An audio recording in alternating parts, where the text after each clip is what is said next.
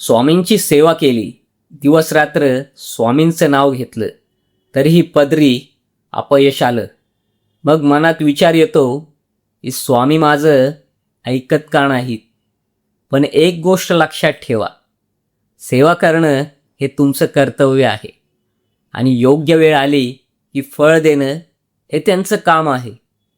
कधीकधी आपण जे मागतो ते आपल्यासाठी चांगलं नसतं, म्हणून स्वामी ते आपल्याला देत नाहीत, किंवा त्याहूनही मोठं काहीतरी देण्यासाठी ते आपल्याला या संघर्षातून तयार करत असतात.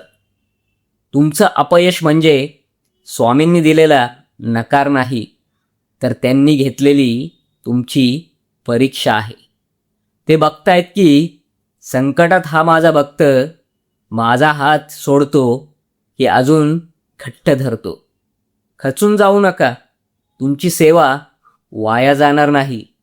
आज जो संघर्ष आहे, उद्या तेच तुमचं यश असेल. फक्त विश्वास ठेवा, कारण ते पाठीशी आहेत. श्री स्वामी समर्थ.